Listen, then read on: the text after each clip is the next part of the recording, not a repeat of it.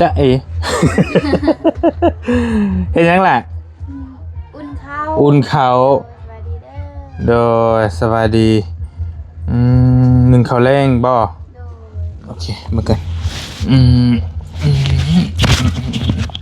ได้ยังกินแรงไปการเครียดก่อนกินข้าวไปการเครียด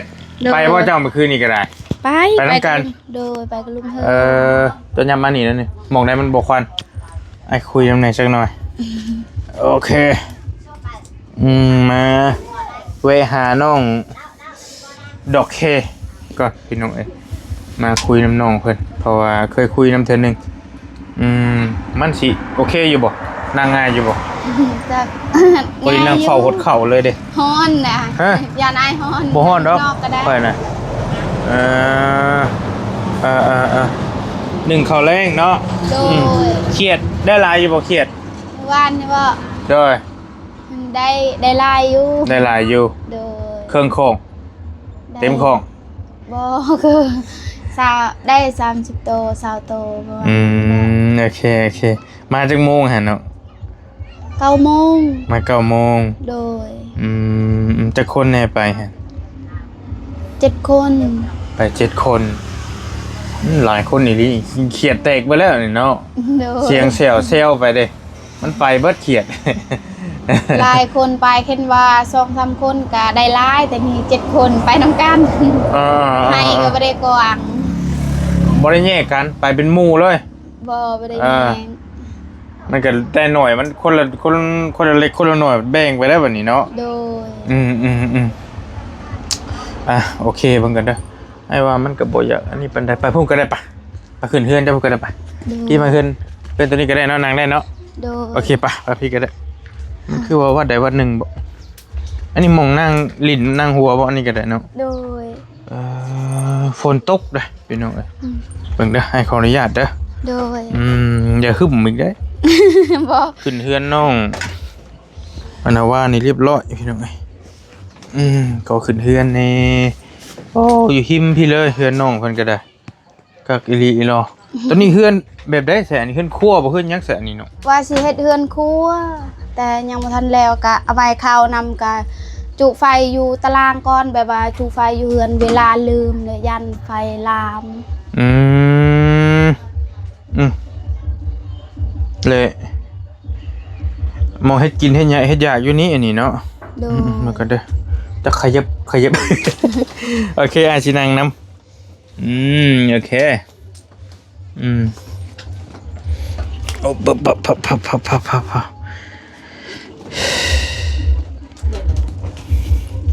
สับมาคุยน้ำนองพันจักเล็กสักหน่อยก่อนแล้วสิไปปะเพราะว่าหลายคนก็ถามหาให้มาเยี่ยมนางดอกเคน้ำเนเด้อว่าพี่น้องเนาะซื้อสีบ่ซื้อเจ้าน่ะซื้อแท้ซื้อล่าซื้อน้องหลาโดยน้องหลาFC ตั้งให้เป็นน้องดอกแค่สิบ่เลื่อนได้โดย FC ตั้งให้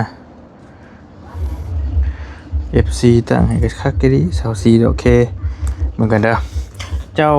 อายุจักปีเลยอายุ25 ปี25 ปีอันน่ะอยู่เพื่อนนี่จักคน2 คนแม่ลูกไผสังเกตมีคนมานั่งคนอยู่พุ่นเราไปดองแล้วเรามาลิ้นเป็นมาลิ้นน้ำโดนี่น้องไอ้พ่อเจ้า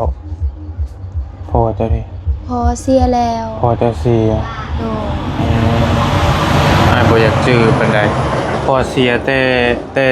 เจ้าอายุส่ำใดจักปีอายุ13 ปี10ปลายปีแล้วเนาะโดยที่ซ้ำทั้งพ่อวอลลี่บ่จักคำพังมากก็ได้โดยพ่ออ้ายก็เสีย10ปลายปีคือกันเบิ่งกันเด้ออ้ายว่ามันโอเคเปลี่ยนมุมก่อนหน่อยนึงพี่น้องดองไผเนาะตึมๆอยู่ดองคนในบ้านนี่แล้วผู้หญิงเอาผัว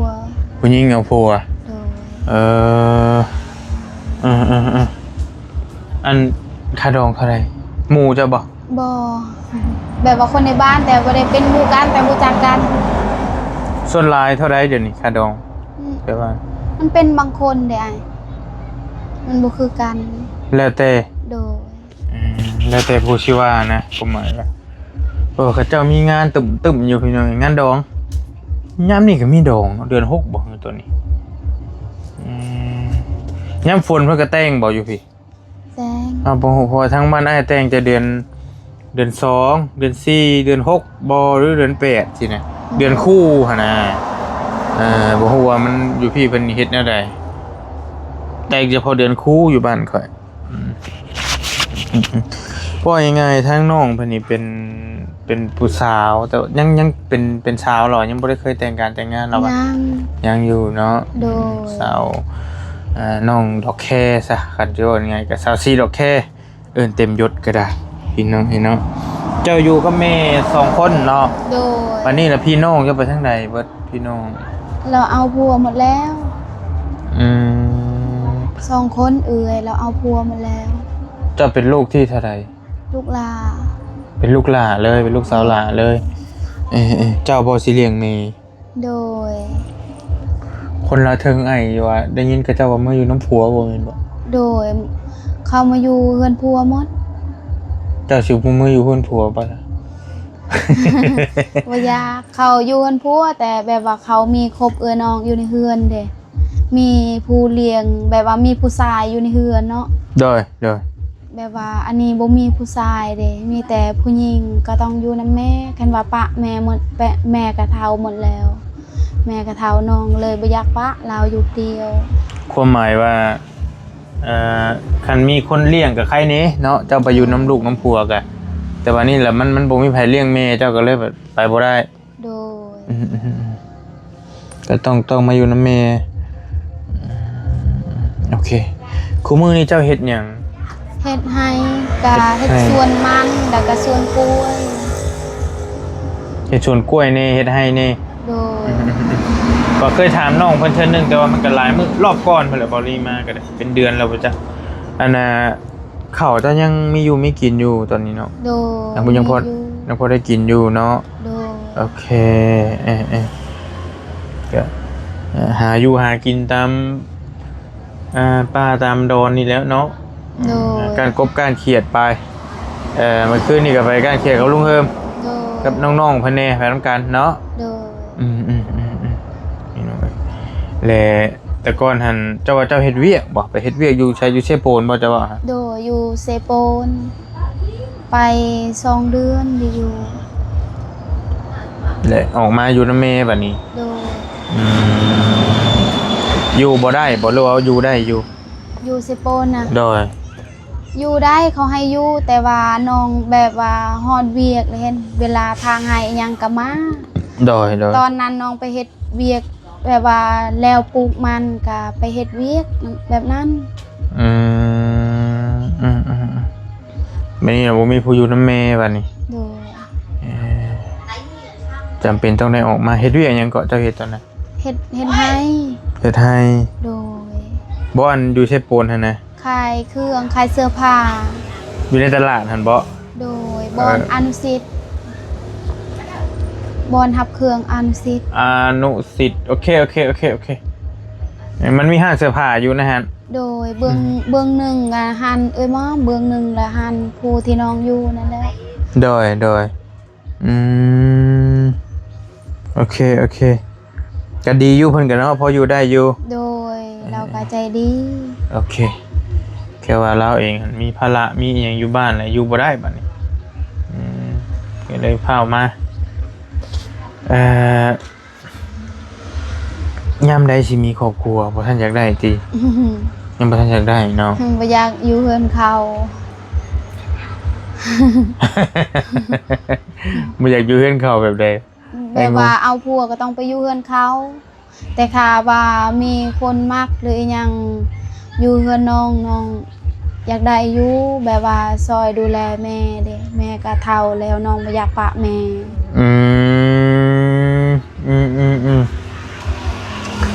คือว่าง่าย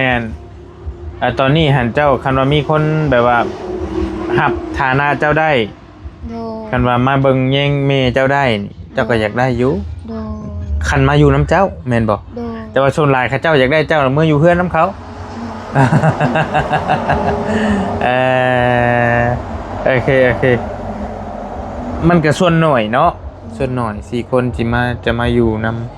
ำส่วนน้อยคนเราเถิงมีแต่เขาอยากเอามาเฮือนเขาแล้ว โดยแต่ทางบ้านอ้ายผัดส่วนหน่อยได้ผู้หญิงสิมาอยู่นำเพื่อนผัวสินะมีมันกลับกันเลยชนลาผู้ชายสิไปอยู่น้ำเมียทางแถวบ้านอ้ายนะแต่บ้านก็แล้วแต่เดี๋ยวนี้มันเสรีแล้วแต่ว่าเป็นสิให้อยู่ใส่จังใดแต่ว่าแต่ก่อนก็สัดส่วนหลายผู้ชายสิไปอยู่น้ำเมียแต่ว่าอยู่พี่นี่ผู้หญิงมาอยู่น้ำผัว ไม่เลี้ยงยาเนาะไม่เลี้ยงยาอยู่ยากได้เว้ยไปอยู่เพื่อนเพิ่นบาดอยากเสียแนวใดแนวยาเจ้าเกิดเดือนยังเนาะเกิด2001เดือนยังล่ะบัดเดือน8โดย2001เกิดมื้อเดียวเดือนเดียวกับอ้ายเด้อเดือน8 2001เดือน8วันที่9อีกโดย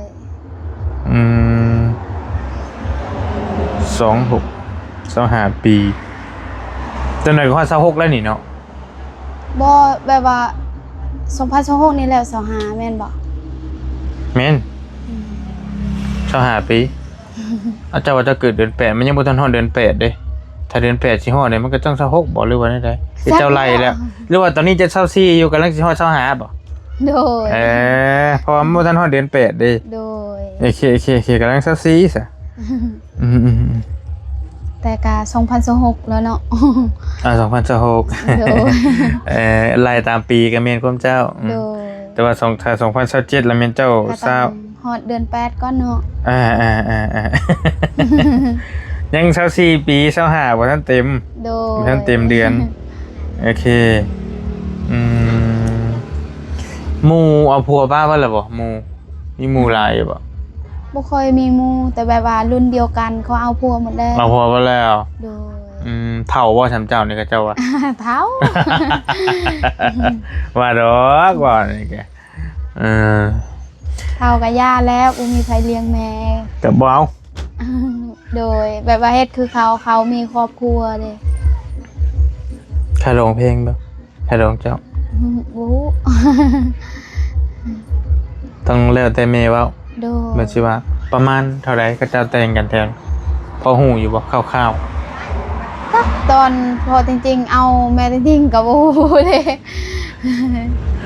แบบว่าพอจิดีกับแม่จิดีก็มันแต่หึงแล้วโดนแล้วบ่จื้อแล้วโดนแล้วฮอดตี10ล้าน20ล้านบ่ฮอดช่ำแม่นบ่เดี๋ยวนี้นั่นผู้ก็ฮอดผู้ก็ใกล้เวลาได้ยินเขาว่าบางคนก็ได้บ่ฮอดโดยแล้วแต่เนาะคนก็ได้4-5 ล้านบางคนบ่ได้เลยก็มีว่าก็ไปมาหลายบ้านถามกับเจ้าบางคนก็มาอยู่ร่วมกันซื่อๆนะมักฮักกันแหละเงินบ่มีแต่ว่าเฮ็ดได้ก็ต้องได้มาอยู่ร่วมกันกองมีกับเจ้าไผเกิดก่อนกันน้องเกิดก่อนกองมีเท่าไหร่ลืมจักละบ่21บ่ฮู้คือกันว่า21ปีจะเป็นเอื้อยน้อยนึงเนาะได้ 2-3 ปี 4 ปี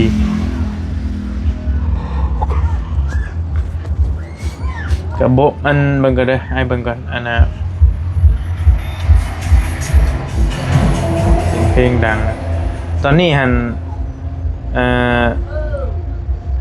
เฮือนเจ้าอยู่นี่กับธรรมดาพออยู่แม่นบ่เนาะโดยว่าพออยู่ก็พออยู่แต่ว่าถ้ามีเช่นว่าน้องมีผัวอีหยังมาเข้ามาอยู่ก็อยู่บ่ได้มีแต่แม่แล้วอยู่ได้น้องอยู่บ่ได้อ้าวคันสมมุติอันนี้อ้ายขอโทษเด้อคันเจ้าเอาผัวมีผัวมาขึ้นมาเฮือนอยู่เฮือนเจ้าได้บ่อยู่ในเฮือนบ่ได้ต้องแยกเฮือนต้องเฮ็ดเฮือนใหม่โดโอเคคันสิมาอยู่ก็มาอยู่เฮือนไผสิได้บ่บ่ได้อีกยังติดกันเด้ต้องขาดกันเลยขาดกันก็บ่ได้เป็นเฮือนแบบบ่เข้าใจก็มาเจ้าต้องเฮ็ดใหม่ต้องเฮ็ดใหม่ ถึงสิอยู่ใกล้กันก็ยะแต่ว่าต้องเฮ็ดไหม โดย ต้องเฮ็ดไหมความหมายว่าน้องเพิ่นก็อยากอยู่ใกล้เมอยู่ใกล้เมแต่ว่าต้องเฮ็ดเฮือนอยู่ใกล้ๆเมเราก็นอนผู้เดียว โดย เจ้าก็อยู่กับครอบครัวเจ้าสิเนาะอันนี้ก็สมมุตินะอนาคตน้องได้ลูกได้ผัวไป แต่ว่าน้องเพิ่นก็ความหมายบ่อยากห่างจากเมอยู่ใกล้เม แบบว่าต่างบ้านมันบ่คือกันเฮาอยู่บ้านเดียวกัน โดยถึงว่าสิได้ไปอยู่ฝากทางพุ่นก็ยะแต่ว่าอยู่ใกล้กันยังใกล้กันเนาะ แบบว่ามีอาหารอีหยังเฮาไป แบ่งให้ หากินก็เฮาแบ่งกันได้เด้ โดย แต่ว่าเฮาอยู่ต่างบ้านนี่ได้น้อยเดียวเฮาก็แบ่งกันบ่ได้เนาะ โดยเข้าใจ โดย ก็เป็นห่วงเมเป็นก็ได้พอเสียแล้วก็ถึกแล้วคิดคือเจ้าน่ะถึกแล้วก็สิไปหาอยู่ไสบัดนั้นผู้บ่าวอยากมาอยู่นำมันยากอีกเด้บัดนี้เนาะ แบบว่าแม่เราเลี้ยงน้องกับเอื้อย3คนแบบว่าแต่น้อยทุกข์แฮงเห็นตอนนั้นเราเลี้ยงผู้เดียวเลยลำบากแฮงเขากินก็บ่มีบัดน้องใหญ่มานี่เขากินก็มีคือเขาเห็นส่วนกล้วยส่วนมันก็มีคือเขาคือกันมีเขากินอีหยังบ่ได้ทัดเคินดอกแบบว่าพอบ่ได้ไปขอน้ำเขาแบบว่าเกลือเปียงนัวอีหยังก็บ่ได้ขอน้ำเขาซื้อเองก็แบบว่าทุกข์แต่ว่าทุกข์เฮาหาแบบว่าบ่ได้ขอน้ำเขาเห็นว่าทุกข์ก็ทุกข์เนาะแบบว่าเงินนั่นบ่มีแต่พอแบบว่าซื้อเกลือเปียงนัวนั่นพอมีจำนั้นเขาแบบว่าเฮ็ดไร่เฮ็ดนาบ่แม่นเฮ็ดไร่เฮ็ดสวนแก่เขาก็มีกินอยู่เขาอีหยังแบบนั้นน้องใหญ่มาได้ว่าซอยแม่เฮ็ดเวียก โดย เห็นบ่ได้ซอยเราก็เท่าก็เราก็บ่มีแฮงคือกัน โอเคก็เป็นความคิดที่ดีอยู่น้องมันก็เป็นลูกสาวหล่าพ่ออันนี้ฮะเป็นลูกสาวหล่าอันแม่ไอ้น้องจะมีผู้ชายบ่น้อง บ่มีแต่เอื้อย2 คน ผู้ชายบ่มีเอื้อย2 คนกับเพิ่นอยู่น้ำผัวแล้ว โดย ไปอยู่น้ำผัวเพิ่นแล้ว เขาเอาผัวแต่อายุ18 ปีผู้หนึง7ก็เอาผัว ได้ลูกว่าแล้วปานนี้ โดยผู้หนึง5คน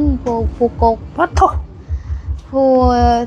ที่2นั่น3คนลูกเรา ได้ลูก5 คนน่ะ โดย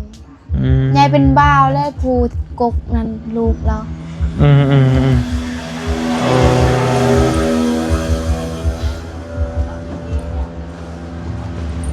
โอเคน้องแล้วปานนี้เฮือนซ่านเจ้านี่มันคัดสนหยังมันขาดเคินหยัง ประตูขาดเกินแบบว่าเวลาฝนตกอิหยังมันสาดเข้ามาแล้วเปียกหมาเลย อันนี้ก็เปียกหมาเลยฝนตกเป็นว่าฝนตกเองลมมันพัดเข้ามาแล้วเปียกหมาเลย ประตูหน้าต่างประตูอันนี้บ่เนาะ โดยประตูหน้าต่างเบื้องนั้นก็มันเบื้องเทิงนั่นก็บ่มีเอาสักกะสี บานประตูนะพี่น้องปองเยี่ยมบานเฮาเอ้ย โดย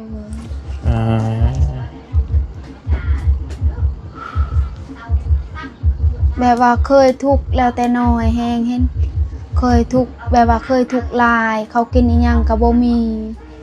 เห็นคือเขานั่นแบบว่าเคยแบบว่ามีพออีหยังซอยเห็น โดย แบบว่าบางเบาภาระของแม่ก็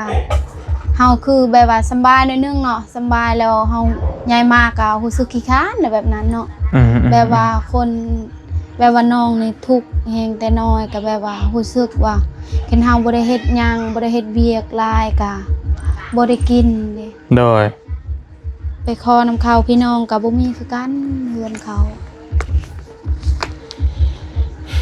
ความหมายน้องเพิ่นว่านะน้องเพิ่นสู่ชีวิตแต่ยังน้อยนะพอบ่มีถ้าเทียบกับคนอื่นเลยเพิ่นมีพ่อมีแม่ที่มีครอบครัวที่สมบูรณ์เงินเพิ่นก็ขอเอานำพ่อนำแม่เนาะ โดย เพิ่นพอมีเด้แต่ว่าคือน้องๆนี่ต้องหาด้วยตัวเองมีหยังก็ต้องอยากได้หยังก็ต้องหาซื้อเอาด้วยตัวเองนะพอมีเงินใช้อยู่ที่ตอนนี้ก็ได้ มีเงินผู้ใหญ่เราเอาให้เฮ็ดใบสุนครัวมื้อนั้น ไผเอามาให้ พอ พอแต่ประเทศน้อง ไผเป็นคนเอามาให้เจ้า อายบุญคงแล้วเบาบุญสารวันล้านหนึงเบาเสียง2 ล้านแล้วเบาจัน500,000แล้วเบาไหล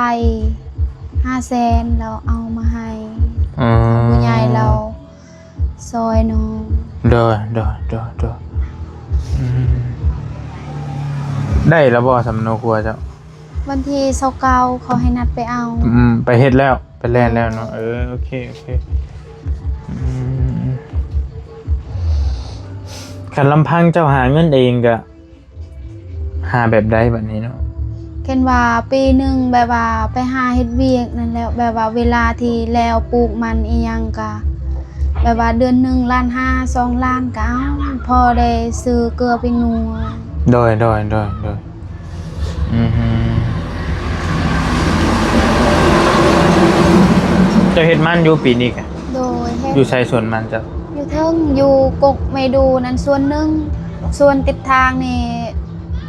เฮ็ดนำกันกับเอื้อยบ่มีเงินแบบว่าค่าพอร์ตเราออกค่าพอร์ตแล้วน้องเป็นคนเสียหยา ค่าฟอร์ดนี่คือรถ ค่ารถ รถมาไถดินนะพี่น้องต้องจ้างก็เจ้าไถอยู่กับเมย์2 คนเมย์เจ้าก็บ่ได้เอาผัวเนาะแล้วก็ โดย อยู่กับลูกสาวโอเคก็อยู่ตรงข้ามกับเพื่อนน้องกงมี่นี่แหละน้องคนนี้ก็ได้พี่น้องน้องก็มาหาน้องเพิ่นเทื่อที่2นี่บริก็มารอบก่อนๆน่ะมากับน้องเลี้ยงมาคุยน้ำน้องเพิ่นถามข่าวแล้วบัดนี้ FC ก็หลายคนว่าให้มาเยี่ยมมายามน้องแน่ว่าสัญญาอยากเห็นชีวิตน้องอยากให้มาติดตามนะ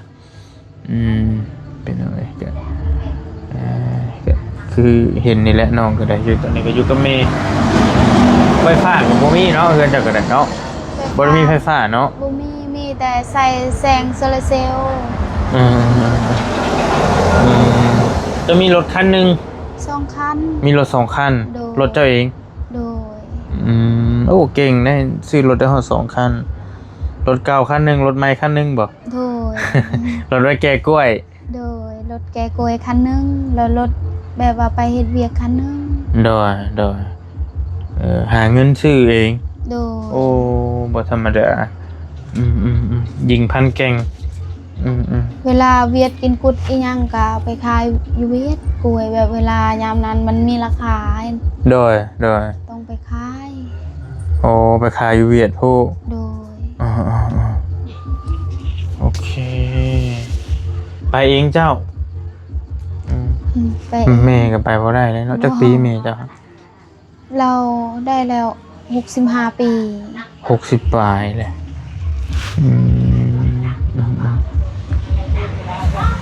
ขายกล้วยมีอยู่บ่กล้วยปีนี้กะ นี่ ยังมีอยู่ โดยส่วนหนึ่งส่วนบอลเพื่อนนี่ไม้ไฟไหม้แล้ว อันนี้บ่ โดย โอ้ไฟใหม่บ่เลยเนาะ โดย แต่มันยังบ่ทันแก่นะ ยัง อันนี้ก็แม่นหั่นน่ะกำลังยอดอยู่บ่ทันได้แก่นะความหมายว่าอ้าวก็ประมาณนี้แหละน้องเพิ่นก็ได้พี่น้องเป็นสาวโสดผู้สาวกำพร้าพ่อคือการอ้ายกับพ่ออ้ายก็เสียคือกัน โดย สิเสียราวๆกับเจ้านี่แหละเจ้าว่า10ปลายปีสิเสียราวๆกันเพิ่นเป็นหยังเสียฮะ เราเป็นไข้แบบว่าจะไข้อีหยังเด้แบบว่า ตอนนั้นแหละบ่มีเงินไปรักษาไป6 โมง โดย เขากินก็ยังบ่มีเงินแฮงกระแทกแล้วตอนนั้น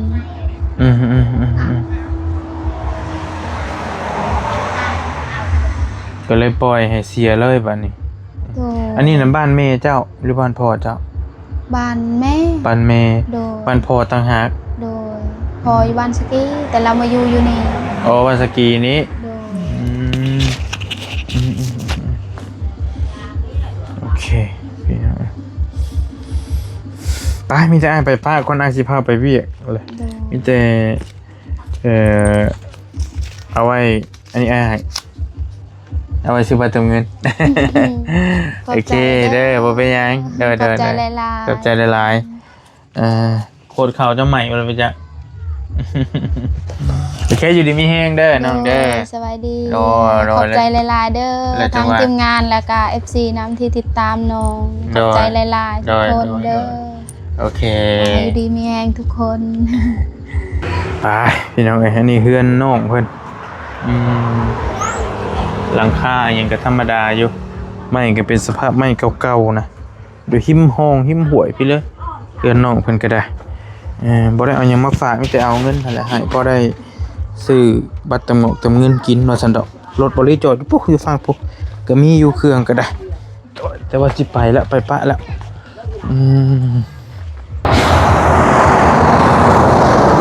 ไปพี่น้องนี่แหละ